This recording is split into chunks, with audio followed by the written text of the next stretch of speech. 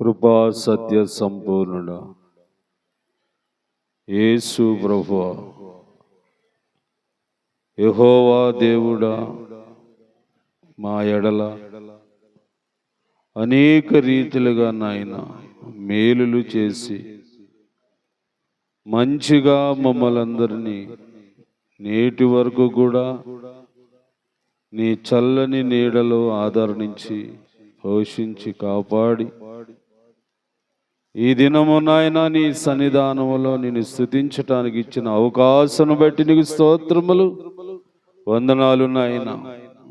ఇలాంటి మేలులు ఇంకా ఇంకా మా జీవితాలలో మీరు జరిగిస్తారని నమ్ముతూ, విశ్వసిస్తూ, ఎదురు చూస్తూ, నిరీక్షిస్తూ ఉన్నాం.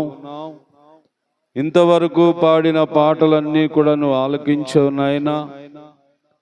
గత రాత్రి తండ్రి దుబారా అయా మరి భారాకు చక్కని కీర్తనలు పాడి నిన్ను మహిమపరిచి వారు సంతోషించటానికి నువ్వు కృప చూపినట్లే మేము కూడా అలాగే కీర్తనలు పాడి నిన్ను ఘనపరిస్తేనే మాకు సంతోషమని, నిన్ను ఆరాధిస్తేనే మాకు ఆనందమని, నిన్ను కీర్తిస్తేనే మాకు అభివృద్ధి అని నమ్మిన బిడలుగా అందరం కలిసి చేసే స్తుతి ఆరాధన అంగీకరించాలి.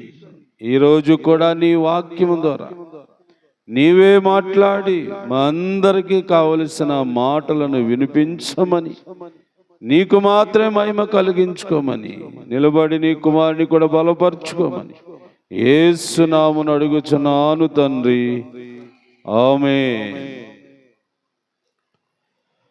సతీష్ వాక్యం అందిస్తాడు, అందరూ జాగ్రత్తగా వినండి.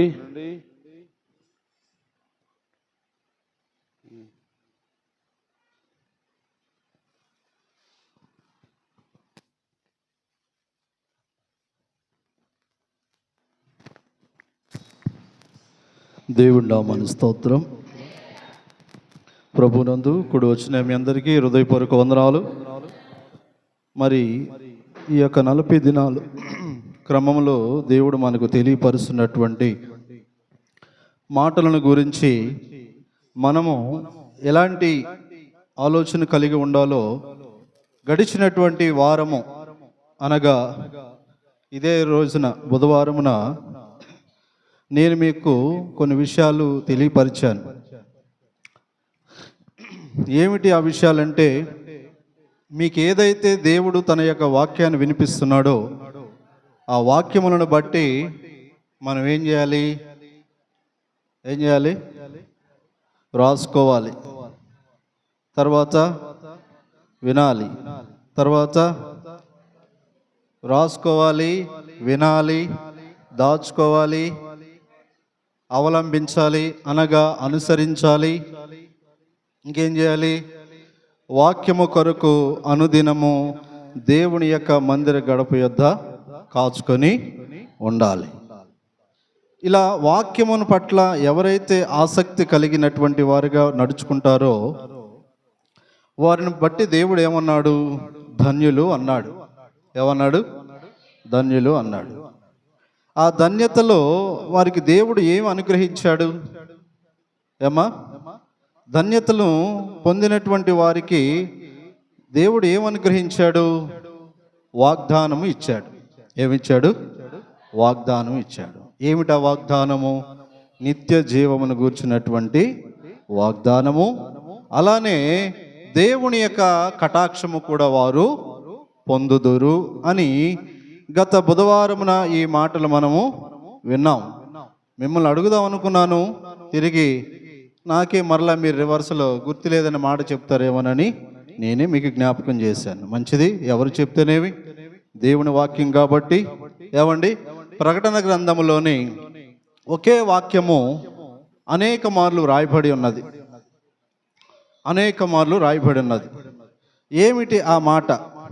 ఏమిటి ఆ వాక్యము? ఎందుకు దేవుడు అన్నిసార్లు రాయించి పెట్టాడు? ఎవరి గురించి రాయించి పెట్టాడు? పేజీలు నింపటానికి రాయించి పెట్టాడా? లేకపోతే రాయబడిన గ్రంథాన్ని చదివే వారి కోసం దేవుడు రాయించి పెట్టాడా? నేను చెప్పే వచనాలు మీరు జాగ్రత్తగా చదవండి. యోహాను రాసినటువంటి ప్రకటన గ్రంథము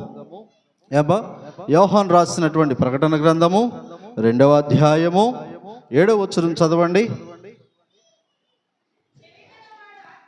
చెవి గలవాడు ఆత్మ సంఘములతో చెప్పుచున్న మాట వినుగాక. లెక్క పెట్టండి, చాలు లెక్క పెట్టండి ఎన్నిసార్లు ఉందో. అలానే అదే మాట 11వ వచనం చదవండి.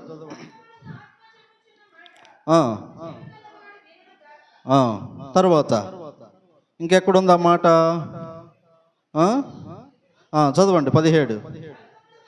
సంఘములతో ఆత్మ చెప్పుచున్న మాట చెవి గలవాడు వినుగాక.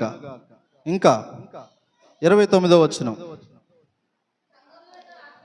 సంఘములతో ఆత్మ చెప్పుచున్న మాట చెవి గలవాడు వినుగాక. పేజీ తిప్పండి ఏమ్మా.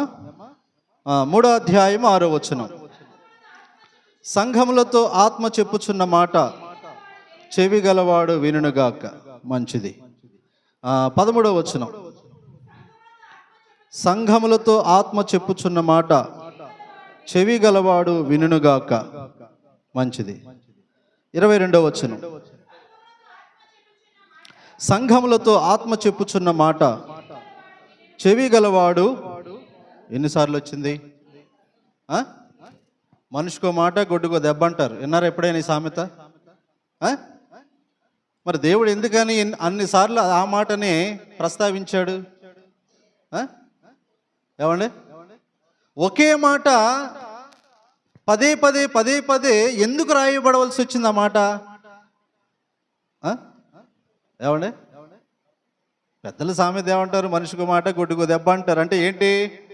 గొడ్డి మాట అనాలంటే దానికో దెబ్బ పడితే చాలు, మనిషి ఒకసారి చెప్తే చాలు అంటారు. అది పెద్దల సామెత.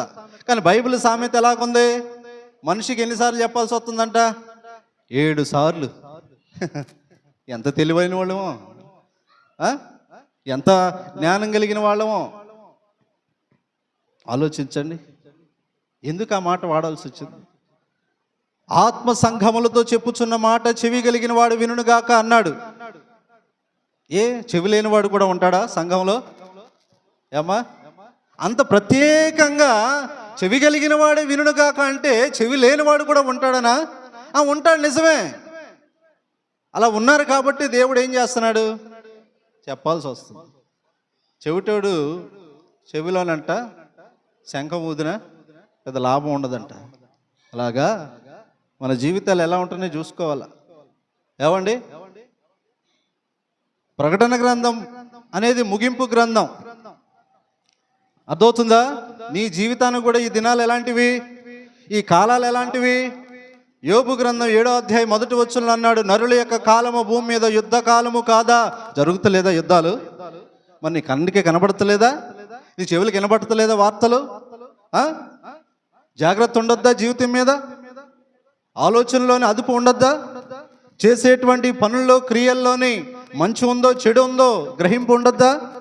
మన ఇష్టమా? ఏమండి, మన ఇష్టమా? ఎవరు అడగరా? ఎవరు పట్టించుకోరు కదా?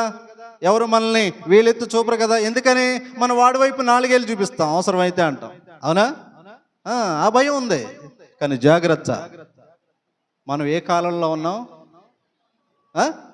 యోబు 7వ అధ్యాయంలో అన్నాడు కదా, భూమి మీద ఉన్నటువంటి నరుల యొక్క కాలము యుద్ధకాలం. మనం యుద్ధ కాలాల్లో ఉన్నాం. అన్ని నీ చేతుల్లో ఉన్నాయి. నీకు తగినట్లుగా నువ్వు చేసేసుకోగలుగుతావు, నాకు నచ్చినటువంటి విధంగా నేను నడుచుకోగలుగుతాను అని నువ్వు అనుకుంటున్నావేమో. అలాంటి ఆశలేం పెట్టుకోకు నీ జీవితం మీద. అలాంటి ఏమి నిర్ణయాలు పెట్టుకోకు. నాకు నచ్చినట్లుగా జరుగుతుందండి, నేను ఏదంటే అదే జరిగిపోద్ది, నాకు ఏది కావాలో అది వచ్చేద్ది అనుకుంటే మాత్రము చివరికి నువ్వే నష్టపోతావు. ముగింపులో ఉన్నాం. ఎక్కడున్నాం? ముగింపులో ఉన్నాం. ఎప్పుడు కాలం ముగిసిపోతుందో తెలియదు, ఎప్పుడు వాతావరణం ఎటుపోతుందో తెలియదు. ఎవరికి అంతుపట్టలేనటువంటి పరిస్థితులు ఈ రోజున మానవుణ్ణి తారుమారు చేసేస్తూ ఉన్నాయి. అందుకు నువ్వు వీటన్నిటిని గురించి గ్రహింపు కలిగిన వారమై ఎవరి మాట ఆలకించాలని దేవుడు 7 సార్లు చెప్పాడు. లెక్కించారా మాట? ఎన్నిసార్లు ఉంది? ఆత్మ సంఘములతో. ఎవరు చెప్తున్నారు? దేవుడు బయలుపరుస్తున్నాడు, మనుషులు కాదు బయలుపరిచేది. ఏవండి, మనుషులు కాదు. ఎందుకంటే మనుషులు కాదంటున్నాడంటే దేవుడు పూర్వమున మానవులకి ఒక నియమాలను నిబద్ధతను కలిగించడానికై, సరైన క్రమాన్ని పాటించడానికై దేవుడు పూర్వకాలమందు మోషే ద్వారాగా ఈ గ్రంథాన్ని రాయించి పెట్టాడు. ఈ గ్రంథంలో మాటలని ఏమండి ఒకవేళ మనుషులు బోధించినప్పటికీ ఇది ఎవరి గ్రంథం? దైవ గ్రంథం. ఎవరి గ్రంథం ఇది? దైవ గ్రంథం. దేవుడు రాయించి పెట్టినటువంటి గ్రంథం. మనుషులు కూర్చొని కాలక్షేపంగా ఏదో ఎగతాళగా ఏదో జోకులు వేసుకుంటూ రాసినటువంటి గ్రంథము కాదు. నిర్గమాకాండం 34వ అధ్యాయం మొదటి వచనం చదవండి. నిర్గమాకాండం 34వ అధ్యాయం మొదటి వచనం. జాగ్రత్తగా బైబిల్ని పఠించేటప్పుడు, వాక్యాన్ని వినేటప్పుడు బహు జాగ్రత్త కలిగి ఉండండి. ఎలాగ పడితే అలాగా మన ఇష్టం వచ్చినట్లుగా ఉండి దేవుని యొక్క మాటకి విధేయత చూపకుండా, దేవుని యొక్క మాటను ఏమండి గౌరవించకుండా, ఆ చెప్పారులే, ఆ విన్నాంలే, ఎప్పుడు వినే వాక్యమే కదా, ఈడు కాకపోతే ఆడి చెప్తాడు, ఆడి కాకపోతే ఇంకోటి చెప్తాడు, ఏమైంది అని అనుకుంటే మాత్రము జాగ్రత్త. నిర్గమాకాండం 34వ అధ్యాయం మొదటి వచనం. మరియు యెహోవా మోషేతో అవును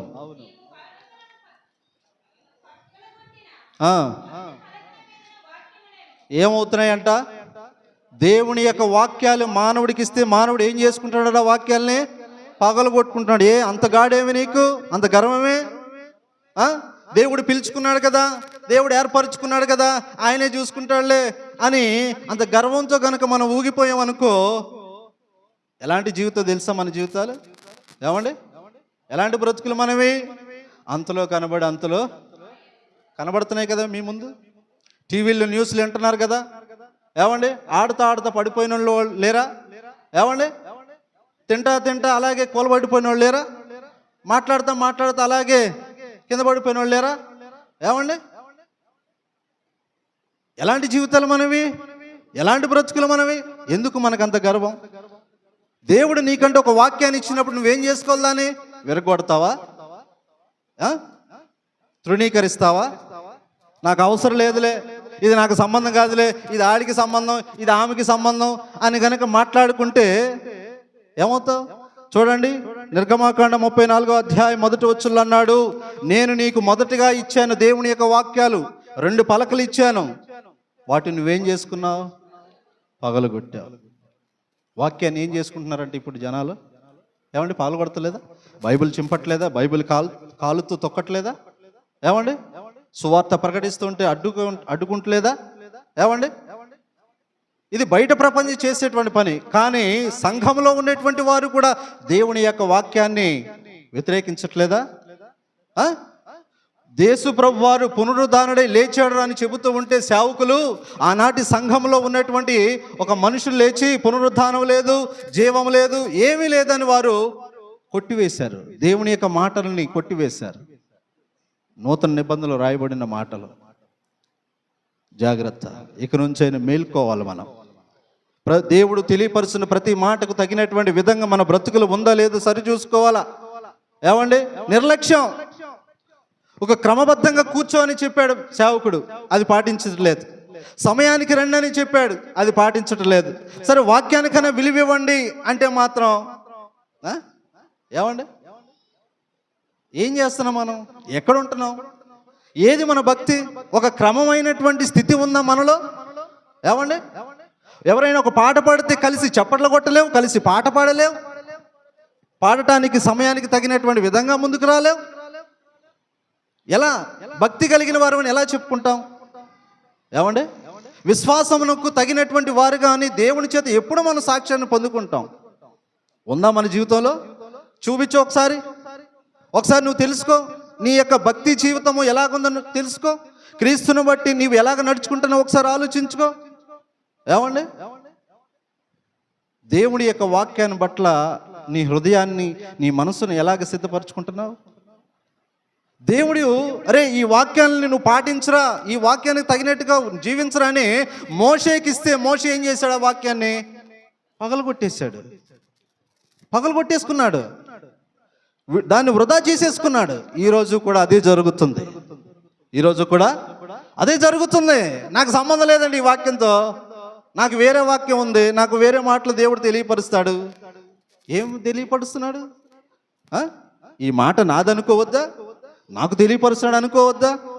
ఏమండి, దేవుని యొక్క వాక్యాన్ని గురించి అంత అవహేళనగా మాట్లాడుతున్నావంటే రేపటి రోజున నువ్వేమవుతుందో తెలుసా? ఏమండి, ఏమవుతుందో తెలుసా? ఇర్మియా గ్రంథం ఓపెన్ చేయండి అందరూ. ఇర్మియా గ్రంథము దేవుని యొక్క మాటలు ఎలాగ రాబోతున్నాయో భూమి మీదకి మీరు దేవుని యొక్క వాక్యంలోనే తెలుసుకోవాలి. ఇర్మియా గ్రంథం 5వ అధ్యాయము, ఇర్మియా గ్రంథము 5వ అధ్యాయము 12వ వచనం చదవండి.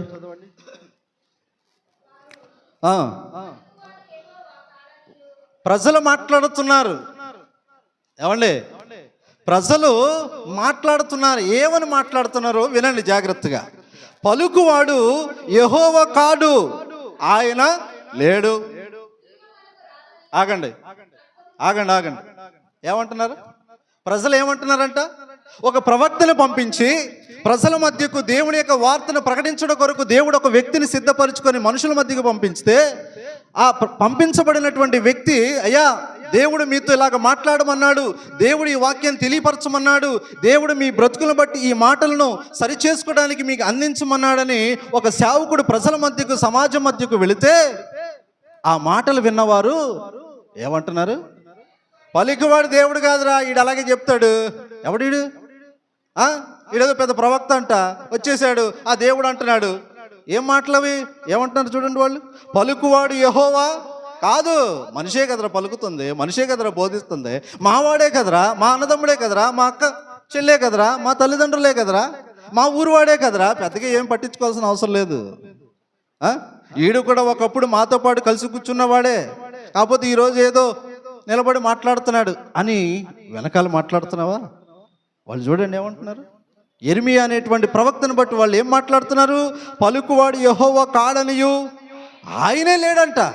చూడండి, దేవుడే లేడనేస్తున్నారండి ఈ రోజున. ఏమండి, దేవుడు లేడు, ఏమి లేడండి, ఏడు ఊరక మీరు చెప్తా ఉంటారు అని మాట్లాడుతున్నారు. ఇంకా కీడు మనకు రాదు. యుద్ధం చించుకుంటున్నా గొంతుగా. ఎక్కడ జరుగుతుంది యుద్ధం? ఇజ్రాయేల్లో. మన దేశం మాత్రం ప్రశాంతంగా ఉంది, మన దేశం మాత్రం నెమ్మదిగా ఉంది. కంగారు పడకు, నీ దేశానికి కూడా యుద్ధము వస్తుంది, కంగారు ఏం పడద్దు. నీ దేశానికి కూడా కీడు రాబోతుంది. నీ అజాగ్రత్త వలనే, ఏమండి, దేవుని యొక్క మాటకు లెక్కలేని తనంగా నువ్వు చూపించే ప్రవర్తన వల్లనే రేపు భవిష్యత్తులో అక్కడ జరిగేపోయేటువంటి ప్రమాదం కూడా నీ మీదకి రాబోతుంది. యుద్ధం అంటే చాలామంది ఈరోజు ఏం చేస్తున్నారంటే బాంబులు వేసుకోవటమే యుద్ధం అనుకుంటున్నారు. ఆహారము కొరత ఏర్పడడం కూడా యుద్ధమే, నీళ్లు దొరక్కపోవడం కూడా యుద్ధమే. అర్థమవుతుందా మీకు సంగతి? ఎలాంటి పరిస్థితులు రాబోతున్నాయో తెలుసా? అక్కడ జరుగుతున్న యుద్ధం ప్రపంచం మొత్తానికి పెద్ద భారంగా తయారైంది. ఇప్పుడు మీరు వండుకుంటున్నారే గ్యాస్ ఎంత పెరిగింది? ఇప్పుడు 60 రూపాయలు ఎక్స్ట్రా పెరిగింది. సరే, పెంచినవాడు నీకేమన్నా సరఫరా చేస్తున్నాడు అనుకుంటున్నావా? కేవలము ఇంటికి సంబంధమైన గ్యాస్ మాత్రమే అందుబాటులో ఉంది. కంపెనీలకి కానీ, ఫ్యాక్టరీలకి కానీ, ఏమండి, పెద్ద పెద్ద ఇండస్ట్రీలకి కానీ, పెద్ద హోటల్స్కి కానీ గ్యాస్ అందుబాటులో లేదు. దాన్ని ఆపేశాడు. ఆ యుద్ధం అలాగే జరుగుతుందనుకోండి, అక్కడ తయారవుతున్నటువంటి గ్యాస్ నీ దగ్గరికి రాదు. ఉన్న గ్యాస్ ఏమో నువ్వేం చేస్తావు? ముక్కలు వేపుకొని తింటావు, రొయ్యలు వండుకొని తింటావు, అడ్డమైన గడ్డి చేసుకొని తింటావు, ఉన్నది కాస్త అవగొడతావు. భవిష్యత్ కాలంలో అక్కడ జరుగుతున్నటువంటి యుద్ధం వల్ల గ్యాస్ అనేది నీకు రాకపోతే ఏం చేస్తావు? ఇప్పుడా పొలాలు కొట్టుకునే ఓపిక ఎవరికి లేదు. ఉందా? అయిపోయింది ఆ కాలం. పొలాలు కొట్టుకునేంత ఓపిక ఇప్పుడు ఎవరికి లేదు. అంతకు మించి పొయ్యిలు వెలిగించుకోవడానికి కూడా అవకాశం లేదు. జాగ్రత్త. యుద్ధమే జరగాల్సిన అవసరం లేదు. దాని పరిణామాలు వేరొక ప్రాంతం మీద కూడా పడతాయి. అదే అంటున్నారు వాళ్ళు. ఏమంటున్నారు? దేవుడు లేడు, ఈ వచ్చినోడు కూడా మనం పట్టించుకోవాల్సిన అవసరం లేదు, ఇటు చెప్పే వాక్యాన్ని కూడా మనం వినాల్సిన అవసరం లేదు. ఏమంటలేదా? చెప్పాడు కదా గతంలో మన సేవకుడు. అయ్యా దేవుని మాటలు చెబుదామంటే ఏమన్నారు? నాకు చెప్పొద్దండి, మాకు అవసరం లేదండి. పోనీ మంచిదే, కానీ నువ్వు ఏ మాటలైతే తృణీకరిస్తున్నావో, ఏ మాటలైతే చెప్పొద్దంటున్నావో, ఏ మాటలు చెప్పేవాడిని నువ్వు అవమానిస్తున్నావో, ఆ మాట ఏం అవ్వబోతుందో 5వ అధ్యాయంలోని 13వ వచనం చదవండి. ఇంకా ప్రవక్తలు గాలి మాటలు, ఏమండి ఎంత అవమానం అండి. చెప్పే వాక్యాన్ని ఏమంటున్నారు? గాలి మాటల, పనికిరాని మాటల, గాలి మాటలు అంట. వాక్యం చెబుతూ ఉంటే చెప్పేవాళ్ళు ఏమో గాలిలో చూస్తున్నారు. ఒకడు అన్నాడు, సంకల బైబిల్ పట్టుకొని పోతావు, ఎవడు వందిస్తాడా అని. ఎవడాడు? ఎవడో సంకల బైబిల్ పట్టుకొని వెళ్ళిపోతారంట సేవకులు. దేనికి? ఎవడొకడు 100 ఇస్తాడు, ఎవడొకడు 200 ఇస్తాడని. ఎలా మాట్లాడుతున్నారండి? గాలి మాటలు పలికేవారు సేవకులు. అంత తేరగా కనబడుతుందా దేవుని వాక్యం, దేవుని యొక్క గ్రంథం అంటే? దాని పరిణామాలు ఎలాగుంటాయో చదవండి. 14వ వచనం చదివేయండి అమ్మ. 14వ వచనం చదివేయండి. కావున సైన్యములకు అధిపతియగు దేవుడునగు యెహోవా ఇలాగు సెలవిచ్చుచున్నాడు, వారు ఈ మాటలు పలికినందున, జాగ్రత్త, ఏ మాటలు పలికినందున? చెప్పేటువంటి వారిని అవమానపరిచి, వాక్యాన్ని తృణీకరించి, దేవుని యందు లక్ష్యముంచక, దేవుణ్ణి అవమానపరిచి, దేవుడే లేడని మాట్లాడుతున్న వారి మీదకంట ఏం రాబోతుందంట? వాక్యములు. ఏమండి? వాక్యములంట వారిని కాల్చునట్లు నీ నోట వాటిని అగ్నిగాను, ఈ జనమును కట్టెలుగాను నేను చేసేదను. ఇదే యెహోవా వాక్కు. చూసారా? వాక్యం ఏమవుతుంది? వాక్యాన్ని కనుక రాసుకోకపోతే, వాక్యాన్ని కనుక వినకపోతే, వాక్యాన్ని కనుక మనసులో దాచుకోకపోతే, వాక్యానుసారముగా జీవించకపోతే, వాక్యానికి తగినటువంటి విధంగా కనుక మనం ఉండకపోతేనంట, వాక్యాన్ని వ్యతిరేకించి, వాక్యము చెప్పేవారిని తృణీకరించి, దేవుణ్ణి అవమానపరిస్తే ఆ వాక్యమే ఏం చేయబోతుంది? జాగ్రత్త, అగ్నిలా మారబోతుంది. అగ్నిలాగా మారబోతుంది. ఏమండి? అందుకే దేవుడు ఏమన్నాడు? చెవి కలిగిన వాడైతే వినను. ఇది మనుషులు చెప్పే మాటలు కాదు. కనబడతారు మీకు మనుషులుగా, కానీ దేవుని ప్రేరేపణ ఉంటుంది వాళ్ళకి. అర్థమవుతుందా? మేమే కాదు, నీకు ఒకవేళ దేవుడు వాక్యం చెప్పే అవకాశం ఇచ్చాడు అనుకో, నీలో నుండి దేవుడు పలికిస్తాడు, నీలో నుండి మాట్లాడుతాడు. ఒకవేళ మీరు ఆలోచించండి, మీరు ఒకవేళ ట్రై చేయండి. నేను మీకు ఒక అవకాశం ఇస్తాను, సండే స్కూల్లో చెప్పే అవకాశం ఇస్తాను మీకు. మీరు మీ ఇంటి దగ్గర ప్రిపేర్ అయ్యి ఇక్కడికి రండి, ఏదో ఒక మీకు సంబంధమైన వాక్యం. కానీ ఇక్కడికి వచ్చిన తర్వాత మారిపోద్ది. ఇక్కడికి వచ్చిన తర్వాత మీరు అనుకున్న మాటలు చెప్పరు. అర్థమవుతుందా? ఎందుకంటే మా అనుభవాలు చెప్తున్నాం. ఏమండి? ఇక్కడ మీరు నిలబడిన దేవుని యొక్క ప్రణాళికబద్ధంగా నడవబడుతుంది తప్ప, ఏమండి, ఏది కూడా మన సొంతంగా ఏది జరగదు. అందుకే దేవుని యొక్క వాక్యం ఒకవేళ గద్దించినా కూడా అది మానవుడు కాదు గద్దిస్తున్నాను, దేవుడే గద్దిస్తున్నాడు, దేవుడే మాట్లాడుతున్నాడు అని అనుకొని ఆ వాక్యము నీ జీవితానికి ఎలాగ ఉపయోగపడుతుంది? అర్థమవుతుందా? నీ బ్రతికి ఆ వాక్యము ఎలాగ ఆధారమై ఉన్నది అని నువ్వు ఆలోచించుకొని ఆ వాక్యాన్ని బట్టి నువ్వేం చేయాలా? ఏం చేయాలా? ఆలోచించుకోవాలి, గ్రహించుకోవాలి. అంతేగాని పక్కన వాళ్ళకి సంబంధమైన పక్కన వాళ్ళ మీద దోసేయడం కాదు. రేపు నిన్ను దోసేస్తాడు. అర్థమైందా? రేపు నిన్ను తీసుకెళ్ళి పక్కన పెడతాడు. ఎందుకని? నేను తెలియపరిచిన వాక్యానికి నీ మనసులో చోటు ఇవ్వలేదు. ఆ వాక్యం వాళ్ళకి సంబంధించింది, వీళ్ళకి సంబంధించింది, ఆడికి తగులుతుంది, ఈడికి తగులుతుంది అన్నావు. వాళ్ళు దాచుకున్నారు, వారు విన్నారు, వారు జాగ్రత్త పడ్డారు, నువ్వు జాగ్రత్త పడలేదు. అందుకే నువ్వేమవుతావు? నిన్ను తీసుకుని వెళ్ళి నూనె బాండీలో వేస్తాడు. ఒకరోజు ఒక ఆదివారం అంట పని ఎక్కువైపోయిందని ఒక ఆమె ఇంట్లో ఉండిపోయిందంట. అటుగా ఒక ఆమె చర్చికి వెళ్తుంది, మందిరానికి వెళ్తూ ఉంటే అడిగిందంట, ఏమ్మా ఇంకా ఇంట్లోనే ఉన్నావు, ప్రార్థన టైం అయిపోయింది ఇంకా రావట్లేదా అంటే, ఈమె ఆ టైంకి వంట చేస్తుందంట. వంట చేస్తూ ఉంటే ఆవిడతోటి మాట్లాడుతూ ఏం చేసింది? పొయ్యి మీద ఉన్న నూనె బాండీలో ఆవిడతో మాట్లాడుతూ ఏం చేసేసింది? పిండి వేసేసింది. కాస్త పిండి చేతిలో ఉందనుకుని ఏం చేసేసింది? ఆదమరిచి చేయి పెట్టేసింది. దెబ్బకి ఏళ్ళు మొత్తం బూరులాగా ఉబ్బిపోయాయి. జాగ్రత్త. దేవుని యొక్క సన్నిధి అంటే, దేవుని యొక్క మాటలంటే నిర్లక్ష్యంతో ఉంటున్నావా? అవహేళన చేస్తున్నావా? ఏమండి, నాకు సంబంధం లేదులే, నాకేం పని ఈ వాక్యంతో అనుకుంటున్నావా? అయితే ఒక్కసారి ఒక సందర్భాన్ని మీకు చూపిస్తాను. ఒక సందర్భాన్ని మీకు చూపించాల్సిందే. ఒకవేళ ఈ వాక్యం నాకు సంబంధం లేదండి పక్కన వాళ్ళకన్నా అనుకుంటే మాత్రము మీ కళ్ళు తెరవటానికి దేవుడు ఒక చక్కటి సందర్భాన్ని చూపించాడు.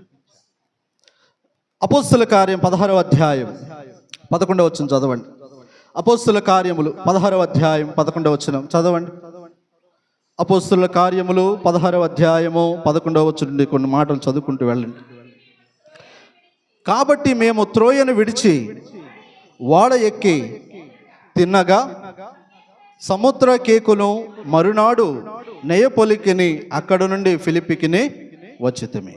ఏమండి, ఇక్కడ ఒక సందర్భం ఏంటంటే దేవుని యొక్క సేవకులుగా ఏర్పరచబడిన వారు, పంపబడిన వారు, దేవుని యొక్క మాటలను సువార్తను ప్రకటన చేస్తున్నటువంటి బిడ్డలు వారు ఆయా ప్రాంతాలకు ప్రయాణం చేస్తూ దేవుని యొక్క మాటలు తెలియపరుస్తూ ఉన్నారు.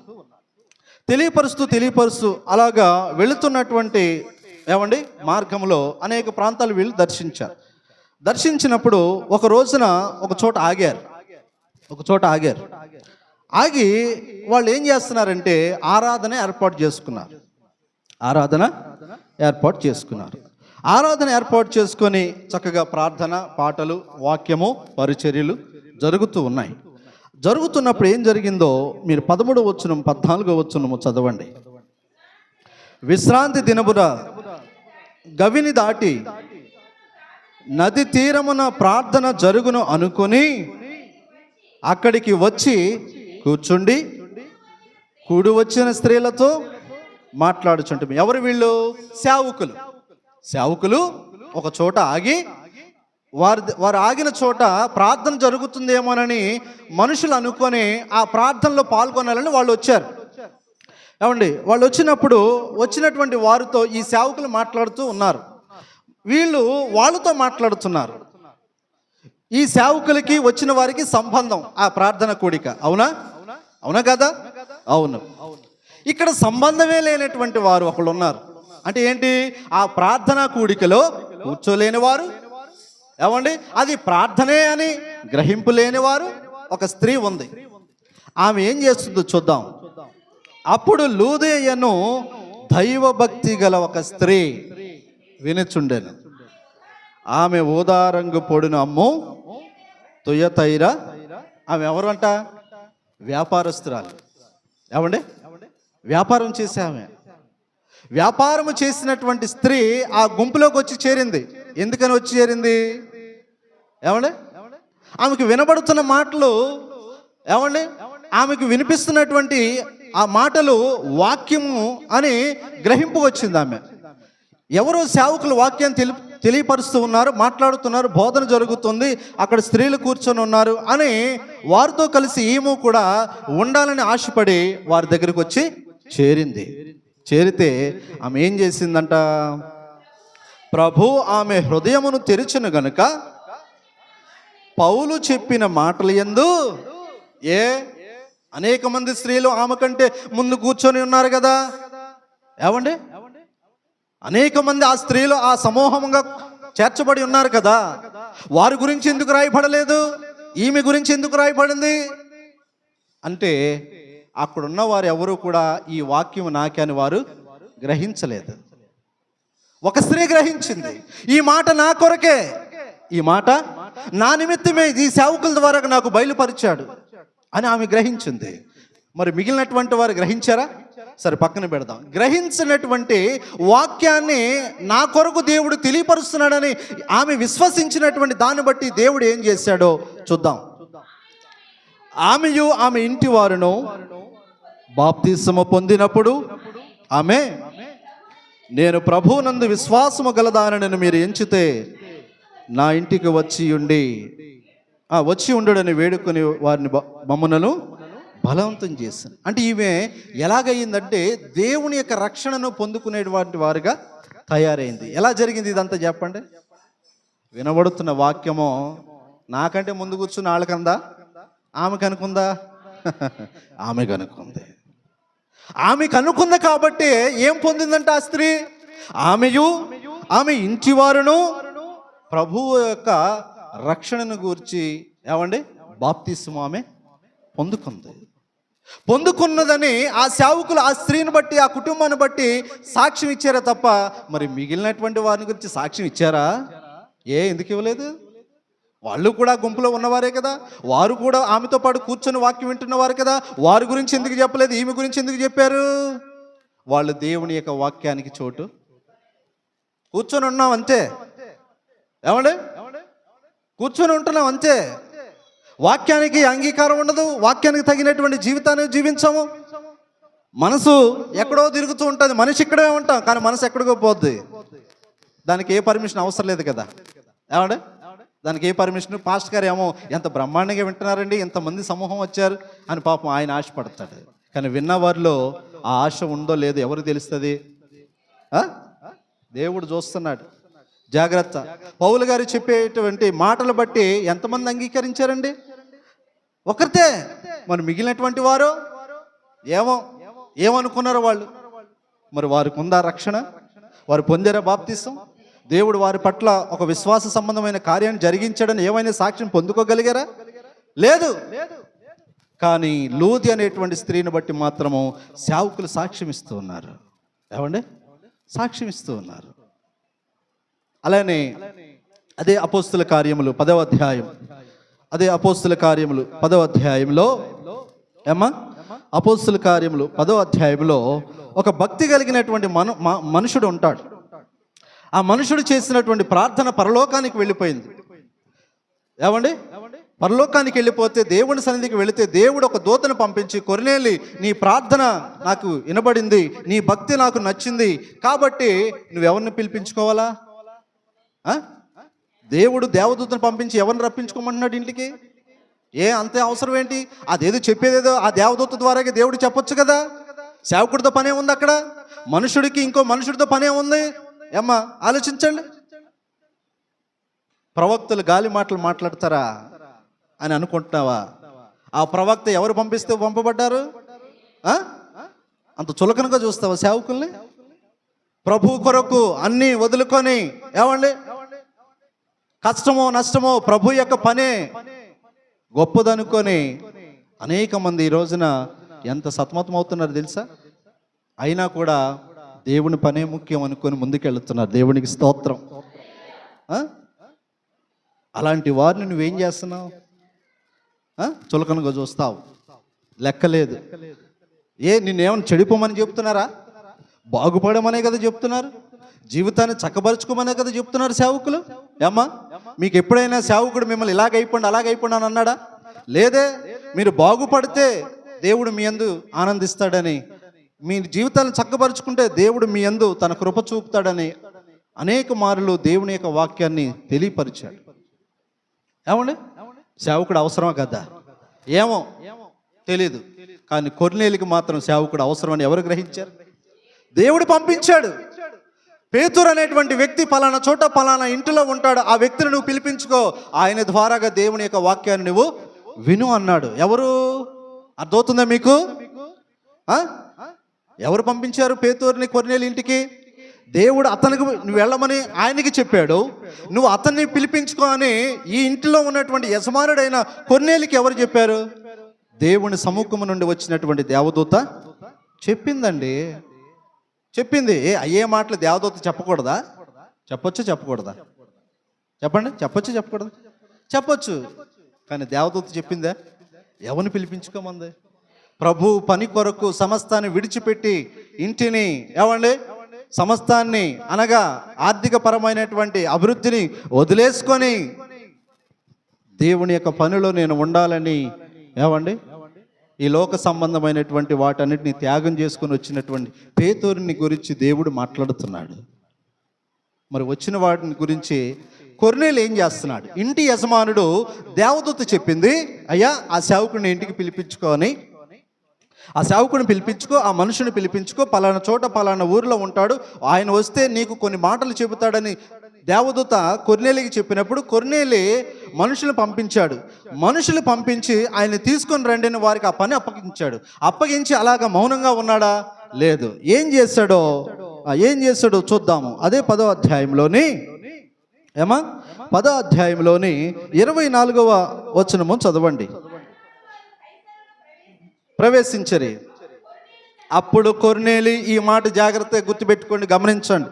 అప్పుడు కొర్నేలి తన బంధువులను, ముఖ్య స్నేహితులను పిలిపించి వారి కొరకు కనిపెట్టుకొని ఉండెను. ఎవరిని పిలిచాడు కొర్నేలి? సేవకుడిని తీసుకుని రమ్మనేమో పనివారిని పంపించాడు. ఏమండి, అంతటితో కొర్నేలి ఆగాడా అంటే లేదు. కొర్నేలి ఏం చేశాడంట? బంధువుల దగ్గరికి వెళ్ళాడు, స్నేహితుల దగ్గరికి వెళ్ళాడు. వాళ్ళందరిని ఎక్కడికి సమకూర్చుకుంటున్నాడు? ఇంటికి. మరి నువ్వే ఉండవు, ఇక నువ్వెక్కడి నుంచి తీసుకొస్తావు స్నేహితుల్ని? నువ్వే లేటుగా వస్తావు, ఇంకెవరిని ప్రోత్సహిస్తావు దేవుడి మందిరానికి? నువ్వే పాడవు, ఇంకెవరిని ప్రోత్సహిస్తావు పాడమని? అర్థమవుతుందని చెప్పేయి? ఏమన్నా అర్థమవుతుందా? కొర్నేలికి అవసరం సేవకుడు, కానీ కొర్నేలి ఏం చేశాడు? నాకే కాదు, నాతో ఉన్న నా స్నేహితులు ఉండాలి, నా బంధువులు ఉండాలి, ప్రభు యొక్క మాటలు ఎందుకు ఈ రీతిగా దేవుడు తెలియపరచబోతున్నాడో వారు వినాలి, ఇది ఎంతో అవసరమైనదని ఆయన గ్రహించాడు. మరి నువ్వు గ్రహిస్తున్నావా? నీకున్న ఆలోచన? లేదు. కొర్నేలి గ్రహించాడు. కొర్నేలి పిలుచుకున్నాడు స్నేహితుల్ని. రండయ్యా నా ఇంటికి, సేవకుడు రాబోతున్నాడు, దేవుడు అతను పిలిపించుకోమన్నాడంటే అతని ద్వారా మనకి ఏదో చెప్పబోతున్నాడని ముందుగానే గ్రహింపగలిగిన వాడు. అలా గ్రహింపగలిగిన వారు ఎవరు? భక్తిపరులు. మరి నీలో అది లేదంటే నువ్వేమనుకుంటున్నావు? నేను భక్తిపరురాల్ని, నేను భక్తిపరుని అని అనుకుంటున్నావా? చల్లదు అది. నిజమైన భక్తి కలిగిన వారు ఇదిగో కొర్నేలి ద్వారాగా మనకు రుజువు అవుతుంది. నిజమైనటువంటి భక్తి ఏదో ఇదిగో ఇక్కడ తెలియపరచబడుతుంది. సేవకుడు యొక్క దేవుని యొక్క మాటల గురించి సిద్ధపరుస్తూ ఉన్నాడు అనేక మంది. ఇంకెవరు ఉన్నారు? బంధువులకు సమకూర్చుకున్నాడు, స్నేహితులు సమకూర్చుకున్నాడు, ఇంకెవరు సమకూర్చాడు?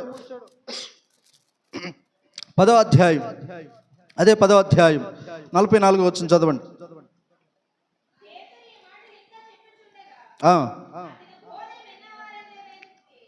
పేతురు ఈ మాటలు ఇంకా చెప్పుచుండగా అతని బోధ విన్నవారందరి మీదకి పరిశుద్ధాత్మ దిగి వచ్చెను.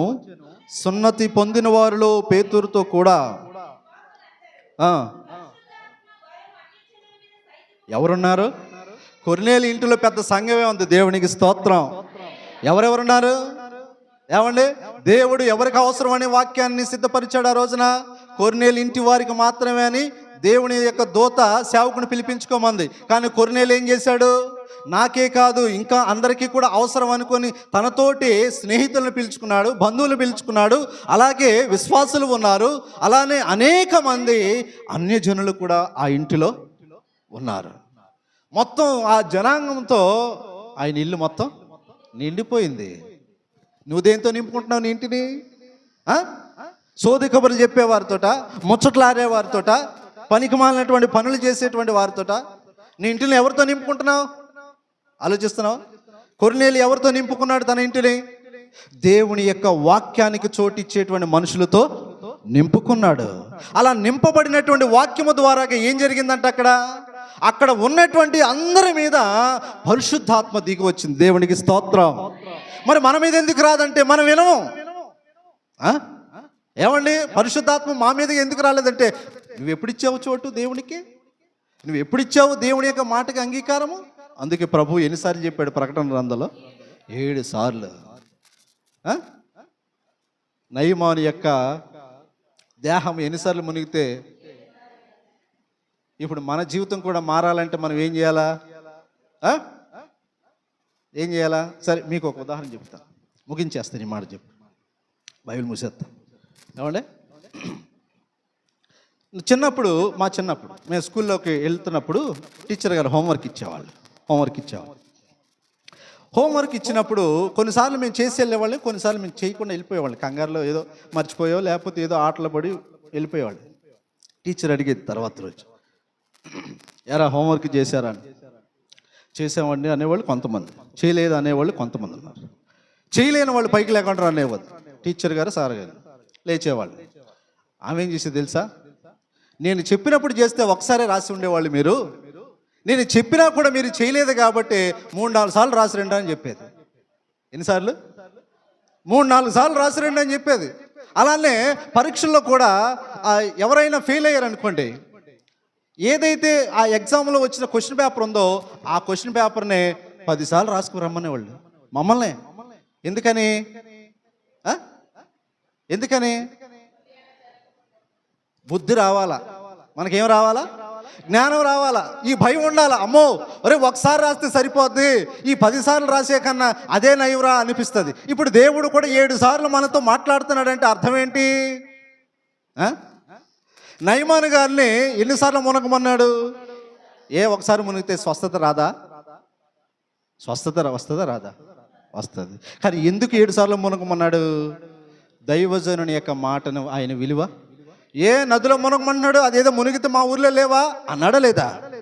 అందుకే ఎవరికి ఎలాగ చెప్పాలో దేవుడికి తెలుసు. ఎవరికి ఏ విధంగా బుద్ధి వస్తుందో దేవుడు దాన్ని తగ్గట్లుగా చేస్తాడు. ఇప్పుడు మనకి కూడా బుద్ధి రావాలంటే మనం కూడా ఏం చేయాలా? అందుకే ప్రభు ఏమన్నాడంటే, నా మందిరములో ఉన్నవారిలో చెవి కలిగిన వాడు, ఏమండి చెవి ఉన్నవాడైతే నా మాటను అంగీకరిస్తాడని 7 సార్లు చెప్పాడు. మరి నువ్వు అంగీకరించకపోతే ఏం లేని దానివి, ఏం లేనోడివి. అది సంగతి. అర్థమవుతుందా? కాబట్టి దేవుని యొక్క వాక్యం గురించి మనం ఏం చేయాలా? ఈ వాక్యము నాది, ఈ వాక్యము నాది. ఈరోజు వాక్యముతో నాతో దేవుడు మాట్లాడాడు, ఆత్మ మాట్లాడింది, దేవుడే నాతో స్వయంగా సంభాషించాడు. ఏమండి కొర్నేలి ఇంటిలోనే దేవుని యొక్క వాక్యం చేత ఏం దిగొచ్చింది? వింటేనే పరిశుద్ధాత్మ వచ్చేసింది. మరి మన మీదకి ఎన్నిసార్లు రావాలి పరిశుద్ధాత్మ? అంటే మనం ఇంకా వినటంలోనే పరిపూర్ణత కాలేదు. అందుకని దేవుని యొక్క వాక్యాన్ని పట్ల మీరు ఏం చేయాలంటే, మనం అందరం ఏం చేయాలంటే బహు జాగ్రత్తగా ఉండాలి. వాక్యాన్ని పట్ల ఆసక్తి కలిగేటువంటి మీరు పరుగులెత్తాల. అవసరమైతే పనులను మానుకోవాలా. ఏమండి పనుల కోసం దేవుని యొక్క వాక్యాన్ని పక్కన పెట్టడం కాదు, వాక్యము కొరకు పనులనే నేనేం చేయాలా? ప్రక్కన పెట్టాలా. చేసి చూడండి. లేకపోతే వాక్యానికి గనక నా పనులు అడ్డుగా ఉంటే నేను వెళ్ళలేకపోతున్నాను కాబట్టి ఆ వాక్యాన్ని వెళ్ళేటువంటి సమయం అందే నా పనులు ముందుగానే ముగించేసుకుంటాను అని అనుకోవాలా. మరియ చేయలేదా? అందుకే ప్రభు ఆమెనేమన్నాడు? మరియా ఉత్తమమైన దాన్ని ఏర్పరచుకుంది, ఉత్తమమైన స్త్రీ అని సాక్ష్యం పొందింది. దైవభక్తి కలిగినటువంటి స్త్రీ లూదియా కుటుంబాన్ని రక్షణలోకి నడిపించుకుంది. భక్తి కలిగినటువంటి కొర్నేలు తన ఇంటిలో ఉన్నటువంటి జనుల మీదకి పరిశుద్ధాత్మ దిగొచ్చింది. ఆయన కుటుంబంతో పాటు ఎన్ని కుటుంబాలు మారాయి? ఏమండి కొర్నేలు కుటుంబం ద్వారా ఎన్ని కుటుంబాలు మారాయి? స్నేహితులు మారారు, బంధువులు మారారు, సున్నతి లేనటువంటి అన్యజనులు మారారు. ఎంత ఆశీర్వాదం అండి కొర్నేలికి. ఏమండి ఆశీర్వాదమా కదా? ఆశీర్వాదమే కదా. మరి మన ద్వారా ఎంతమంది మారుతున్నారు? అలా మారాలంటే ముందు మనం మారాలా, ముందు మన జీవితాన్ని సరి చేసుకోవాలా, మన బ్రతుకులని ప్రభు వైపు త్రిప్పుకోవాలా. అర్థమవుతుందా? గడపలో ఉన్నంతసేపు ఏమో వాక్యం వినేసి అందంగా గడప దాటిన తర్వాత బైబిల్ లేదు, పాఠ పుస్తకం లేదు, ఏమీ లేదని ఎగరేసుకుని తిరిగామనుకో, రేపటి రోజున దేవుని యొక్క వాక్యం ఏం కాబోతుందంట? అగ్ని వలె. అది అగ్నితో కాల్చబడదామా? లేకపోతే మన నోటికి తీయదనాన్ని తెచ్చుకుందాం వాక్యం ద్వారాగా? వాక్యాన్ని వెలుగుగా మారుద్దామా? లేకపోతే ఆ వెలుగులో మనమే కాల్చబడదామా? చెప్పండి మీరే. అవకాశం. వాక్యాన్ని చేత మనం వెలిగించబడదాం. మన జీవితాల్ని వాక్యం చేత మనం కాల్చబడద్దు, వాక్యం చేత మనము కాల్చబడద్దు, కానీ వాక్యం చేత మనము వెలిగించబడదాం. అనేకులకు వెలుగుగా మాదిరిగా మనం జీవిద్దాం. దేవుడికి స్తోత్రం. మీ అందరికీ మరొకసారి ప్రభు పేరిట వందనాలు.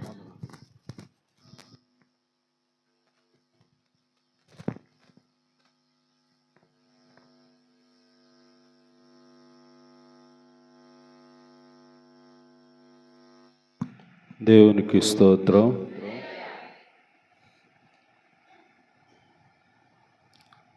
వాక్యము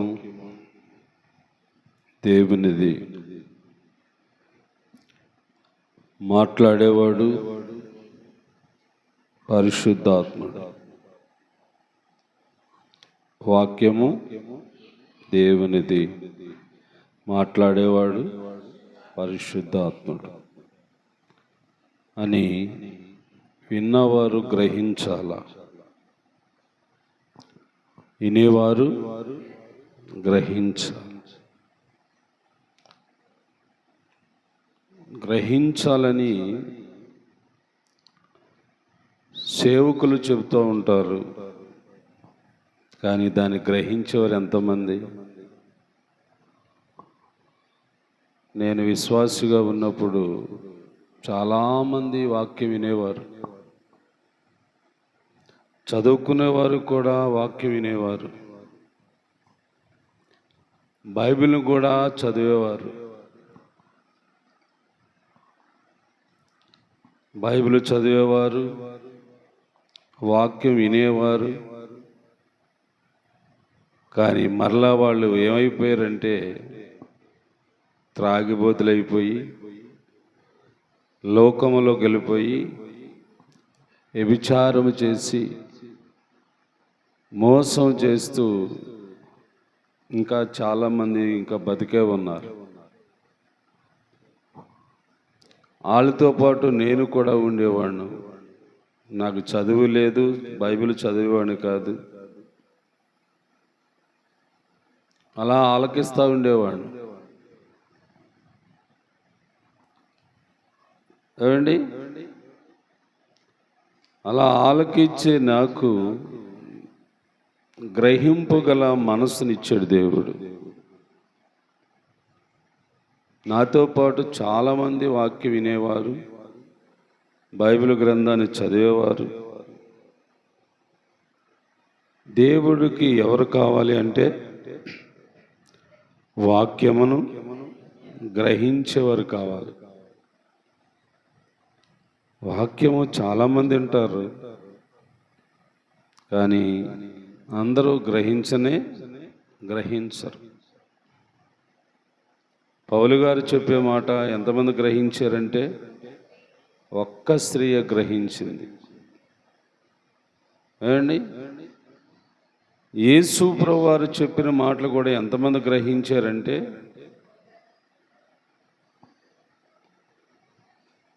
ఒకరోజు ఒక చోట 5,000 మంది కూడుకొని ఉన్నారు. అందరూ వాక్యం వినటానికే వచ్చారు యేసుప్రభు దగ్గరికి. అందరూ వాక్యం వినటానికే వచ్చారు. ఈ 5,000 మందిలో నిజముగా విశ్వాసాన్ని బలపరుచుకొని తనకు తాను మర్చిపోయి దేవుని వాక్యం పట్ల అక్కడ ఎంతమంది ఉన్నారు అంటే ఏం చెప్తారు? ఒకే ఒక చిన్నవాడండి. ఆడి దగ్గర 5 రొట్టెలు ఉన్నాయి, 2 చేపలు ఉన్నాయి. మిగిలిన వారందరూ తెచ్చుకునేవన్నీ తినేశారు. తెచ్చుకునేవన్నీ తినేశారు. కానీ ఆ చిన్నవాడు మాత్రము తినలేదంటే ఆడికి ఆకలి లేదా? వాళ్ళతో పాటే ఉన్నాడు వాడు కూడా. అంటే యేసు ప్రభువారు చెప్పే బోధల్ని పూర్తిగా అర్థం చేసుకొని ఆకలి మర్చిపోయినవాడు ఆ చిన్నవాడు. వీళ్ళే కావాలి దేవునికి. ఏమండి, జనసమూహము వచ్చినా మాత్రము వినేసి పోతున్నారే తప్ప దాన్ని అమలుపరుచుకోవటానికి మనుషులు ఆలోచన కలిగి ఉండట్లేదండి. అప్పుడే కాదు, ఇప్పుడు కూడా ఆంధ్రయ్య గారు సేవకుడు, దేవుని పిలుపు మేరకు ఆయన సేవ చేయటానికి వస్తే రకరకాలుగా తిట్టారు ఆయన్ని. ఆంధ్రయ్యని హింసించారు, శోధించారు, బూతులు కూడా మాట్లాడారు. ఇంకా చెప్పాలంటే ప్రార్థనకి వెళ్ళి వస్తూ ఉంటే ఒకడు గోవ పెట్టి కొనేసాడు ఆంధ్రయ్య గారిని. ఎన్ని బాధలండి బాబు సేవకులకి, ఎన్ని కష్టాలండి సేవకులకి, ఎన్ని నిందలండి బాబు సేవకులకి. అయినా సరే బరాయిస్తున్నారు. దేనికోసం? ఎందుకోసం? ఏమండి, ఆలోచించండి మీరు కాసేపు. ఇలాగ హింసలు, నిందలు, బాధలు, తిట్లు, దెబ్బలు అన్నిటినీ బరాయించే సేవకులు ఎందుకు అలాగా వారు బరాయిస్తున్నారంటారు? జవాబు లేదు కదా. ఏమండి, దేవుని చిత్తము నెరవేర్చుట కొరకే ఈ నిందలు, అపనిందాలన్నీ మోస్తున్నారు సేవకులు. కానీ సేవకుడు ఏం చేయాలనుకుంటాడంట? ఇలాంటి సేవ చేస్తే మాత్రం ఏం ప్రయోజనం అనుకుంటాడంట? అనుకోరు.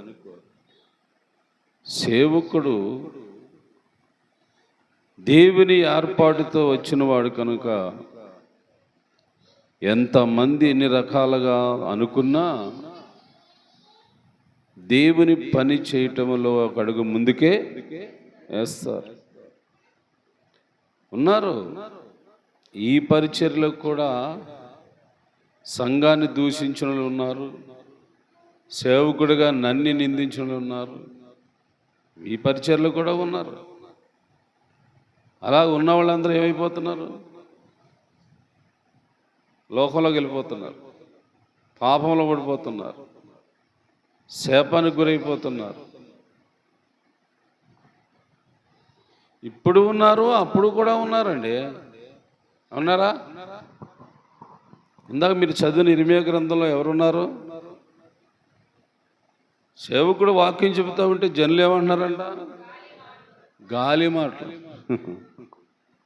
చూసారా ఎంత మంచిగా ఆలోచించారా ప్రజలు? గాలి మాటలు చెబుతున్నారు సేవకులు అంటే ఎంత అజ్ఞానంలో ఉన్నారండి మనుషులు. గాలి మాటలు చెబుతారా సేవకులు? ఏమండి,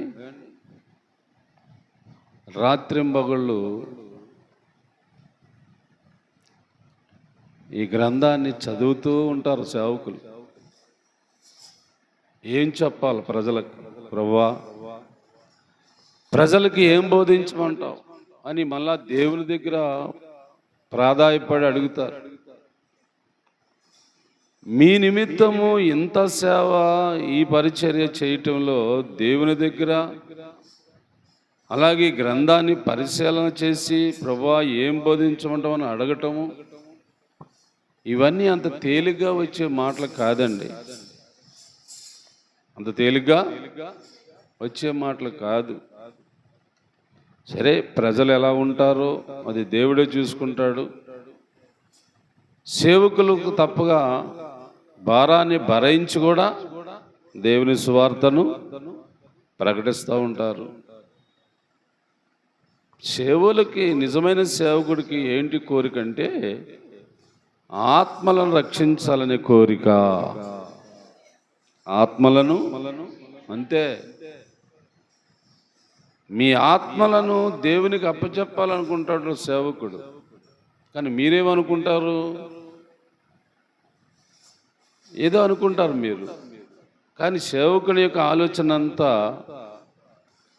సంఘము యొక్క ఏమండి అభివృద్ధి, ఆత్మీయ స్థితి, దేవుని కొరకు వారు చక్కగా వాడబడాలి అన్న ఆలోచనే సేవకులకి ఉంటుంది.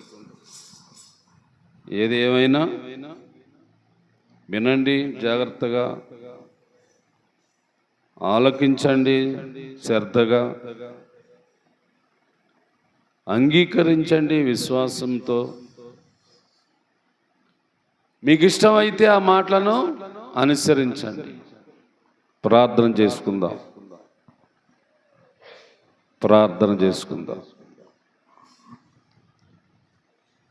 సజీవుడవైన తండ్రి, సింహాసన ఆసీనుడా, సర్వశక్తి సంపూర్ణుడా, ఎన్నో సంగతులు, ఎన్నెన్నో నీ మాటలు బైబిలు గ్రంథము ద్వారాగా తెలియపరుస్తున్నావు. బైబిల్ లేకపోతే ఈ మాటలు మాకు ఎవరు చెప్పేవాళ్ళు ఉండరు, మాకెవరు బోధించేవారు ఉండరు. బైబిల్ గ్రంథాన్ని ముద్రించి ఇచ్చేవి కాబట్టే ఈ సంగతులన్నీ మేము తెలుసుకోగలుగుతున్నాం నాయన. మరి తెలియచేయబడిన సంగతిని కూడా గ్రహించకపోతే మీకు ఏదైతే చెప్పబడుతుందో అదే వాక్యం మళ్ళా మిమ్మలను కాల్చివేయడానికి అగ్గిలా మారిపోద్ది అన్నావు నాయన. ఏ వాక్యం అయితే మీరు ఆలకిస్తున్నారో దాన్ని గ్రహించట్లేదో అదే వాక్యం మీ నిమిత్తము అగ్నిగుండముగా మారిపోద్ది అంటున్నావు నాయన. ఆ వాక్యమే మిమ్మల్ని కాల్చేస్తుంది అంటున్నావు తండ్రి. మరి ఇంతగా మాకు భక్తి నేర్పిస్తూ విశ్వాసాన్ని పెంచుతూ ఆత్మీయతలో ఎదగటానికి అవసరమైన సంగతులను బోధిస్తున్నవయ్యా, నీకు స్తోత్రములు. ప్రతి బిడ్డ గ్రహించున్నట్లుగా వారికి మంచి ఆలోచన పుట్టించు నాయన. విని వదలకుండా, విని విడిచిపెట్టకుండా ఇన్నది ఒక మాటనైనా గట్టిగా పట్టుకోవాలి. నేను ఇది నాకు సంబంధించిన మాట, నా జీవితానికి మేలైన మాట. ఈ మాట వల్లనే నేను బ్రతుకుతాను, నా భవిష్యత్తు బాగుంటుంది. ఆ మాటనే నేను కలిగి ఉండి దాన్ని అనుసరిస్తూ ఉంటానని అలా ప్రతి ఒక్కరూ నాయన అనుకోవటానికి సహాయం చేయండి ప్రభువా. దీనుడునైనా దరిద్రును, విద్యలేని పామరును, ఒకవేళ నీ వాక్యం చెప్పినప్పుడు కూడా ఆలకించేవారు కూడా చదువు లేని వాడికి ఏం తెలుస్తుందిలే, చదువు లేని వాడికి ఏం తెలుస్తుందిలే అని ఈ కూడా గాలి మాటలేమని అంటున్నారేమో ఎవరైనా. వారిని క్షమించునైనా అన్నాడు ఒకప్పుడు ఒకడు. ఇంత చదువుకున్నా నాకు బైబిల్ ఇంకా అర్థం కాలేదు, ఆయనకి ఏ చదువు లేకుండా వాక్యం బోధించేస్తున్నాడా అని ఒకప్పుడు అన్నాడు నాయన. అన్నారు ప్రభా. అయినా సరే ఆ మాటలకి కలవరపడకుండా నిబ్బరమిచ్చి ధైర్యమిచ్చి, నేను నీకున్నాను, నువ్వు వెళ్ళి వాక్యం చెప్పు, నేను కదా నీకు తోడై ఉన్నాను, ఎవడో అంటే నీకెందుకు. ఆడు మూర్ఖుడు కాబట్టి అలాగన్నాడు ఆ రోజు. నేను కదా నీకు తోడుండేది, నేను కదా నీలో ఉండి మాట్లాడేది అని ప్రభువా నువ్వే నాకు ధైర్యం ఇచ్చావు. సుమారు నాయన 20 సంవత్సరాల కిందట ఇలాగ అన్నాడు ఒకడు. చదువు లేని వాడికి ఏమర్థమవుతుంది బైబిలు, ఇంత చదువుకున్నా మాకే అర్థం కావట్లేదు అంటున్నాడు అన్నారు ఒకప్పుడు నాయన. అయినా సరే ఆ మాటలు లెక్క చేయలేదు నేను, ఆ మాటలు విని నేను కలవరపడలేదు. నేను నువ్వు ఉన్నావని ధైర్యముతో, నువ్వు ఉన్నావని నమ్మకంతో నిలబడ్డాను నాయన. నీ సేవ చేస్తుండగా అనేకులను ప్రభా నువ్వే మార్చావు, అనేక కుటుంబాలని ప్రభా నువ్వే మార్చుకున్నావు. అలాగా కూడుకున్న సంఘం ఇది, అలాగా మార్పు చెందిన బిడ్డలు వీళ్ళు. సుమారు 200 మందికి బాప్తీసాలు ఇచ్చేవయ్యా. ఈ 22 సంవత్సరాల్లో జరిగిన కార్యం ఇది. సుమారు 200 మందికి నాయన నువ్వు బాప్తీసాలు ఇచ్చావు ఈ సియోను మందిరములోనే. ఇది నీ కార్యం కదా. ఆడెవడో ఒకడు అన్నాడని నేను ఆ రోజు బాధపడి సేవ వదిలేస్తే ఇన్ని ఆత్మల రక్షణ ఎలా పొందగలుగుతారు? ఇంతమందికి నాయన నీ మార్గం ఎలా తెలుస్తుంది? ఆ రోజు ఆ పనికి మాలిన వాడు అలాగ అన్నాడు నన్నే, అయినా పట్టించుకోలేదు నాయన. ఏ చదువులు చదివి చేపలు పట్టే పేతురు గారు సేవకుడయ్యాడు, ఏ డిగ్రీలు చేసి యోహాను గారు, యాకోబు గారు అనేకులను మార్చగలిగారు. నువ్వు ఉండేవనే కదా, ధైర్యంతోనే కదా, నువ్వు ఉన్నావనే గొప్ప నమ్మకంతో కదా. పేతురు వాక్యం చెబితే 3,000 మంది మార్పు చెందారంట. అది కదా నాయన సేవ అంటారు. కొంతమంది తెలియలేని వారు అనొచ్చు, అజ్ఞానులు అనవచ్చు, అవిశ్వాసులు అనవచ్చు, లేక భక్తిహీనులు అనవచ్చు. ఈ గాలి మాటలే అనొచ్చు అనేవాళ్ళు కూడా ఉన్నారు, ఇప్పుడు కూడా ఉన్నారు. అయినా సరే ఇది గాలి మాట నిజమైన మాట రుజువు చేస్తున్నందుకు స్తోత్రము తండ్రి, స్తోత్రము నాయన. ఈ 2026 సంవత్సరం కూడా కొన్ని ఆత్మలకు రక్షణ ఇచ్చావు, కొంతమందికి బాప్తిసాలు ఇచ్చావు. నువ్వే కదా కార్యం చేసావు. ఉన్నాడా దేవుడు అంటే ఉన్నాడు, రుజువు చేసావయ్యా, నీకు స్తోత్రము తండ్రి. నువ్వు ఉండబెట్టి ఇలాంటి కార్యాలు జరుగుతున్నాయి. నువ్వే ఆత్మ ద్వారాగా చేస్తున్నావు, నేను మాత్రం కాదు నాయన. నన్ను బలపరుస్తున్నావు, వాడిపోకుండా సొమ్మసెల్లి పడిపోకుండా నిలబెడుతున్నావయ్యా, నీకు స్తోత్రములు. అలాగా నిలబడే నీ వాక్యం చెబుతున్నాను. బైబిల్ గ్రంథములో ఉన్న విషయాలనే బోధిస్తున్నాను. నేనేమి లోకవార్తలు ఎప్పుడు ఎవరికి చెప్పలేదు నాయన. ఈ 40 దినాల ప్రయాణములో కూడా బైబిల్నే పరిశోధన చేస్తున్నాం, బైబిల్ మీదే మనసు పెడుతున్నాం. బైబిల్లో ఉన్న భక్తులు జీవితాల గురించి చదువుకుంటూ తెలుసుకుంటూ వస్తున్నాము నాయన, నీకు స్తోత్రములు దేవా. క్రమముగా చక్కగా జరిగిస్తున్నాం. గత సంవత్సరం అయితే ఉన్నవారికి గుర్తుందో లేదో నాకైతే తెలియదు కానీ నాయన, చక్కగా నువ్వు చేసిన అద్భుత కార్యముల గురించి వివరించు.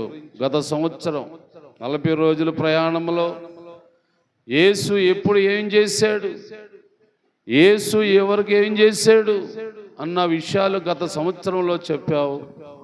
ఈ సంవత్సరం అయితే బైబిల్ పూర్తిగా తెలుసుకోండి అని ఆది కాండం నుండి మొదలుపెట్టిన దేవుడా, నీకు స్తోత్రములు. తెలుసుకోవడానికి ఇష్టపడుతున్న వారిని బలపరిచి ఆశీర్వదించున్నాయన. ఇంకా తెలుసుకోవాలని ఆశ కలిగి ఉన్న వారికి నువ్వే బయలుపరిచి వారికి బోధించండి నాయన.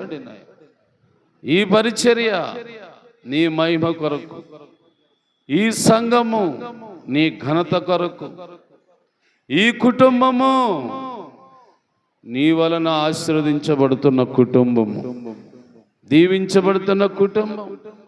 అనేకులకు అద్భుతాలు చేశావు ఈ సియోనులోనే, అనేకులకు మేలులు చేశావు ఈ సియోనులోనే, అనేకులను స్వస్థపరిచవయ్యా, నీకు స్తోత్రములు తండ్రి. ఇంకా భవిష్యత్తు కాలము రాబోయే దినాలలో ఇంకా నీ కార్యములు జరిగించుకొని ఈ బిడ్డల ద్వారాగా, ఈ సంఘం ద్వారాగా నీవే మహిమ ఘనత ప్రభావములు పొందుకోమని యేసు నామమున అడుగుచున్నాను తండ్రి. పరలోకమందున్న మా తండ్రి, నీ రాజ్యం వచ్చుగాక, నీ చిత్తము పరలోకమందు నెరవేర్చున్నట్లు భూమి మీద నెరవేరునుగాక. అనుదిన ఆహారము నేడు మాకు దయచేయము. మళ్ళీ అపరాధములు చేసిన వారిని మేము క్షమించిన ప్రకారం అపరాధములు క్షమించము. శోధన లేక అగ్నిని తప్పించు. రాజ్యము, శక్తి, మహిమ ఆమేన్.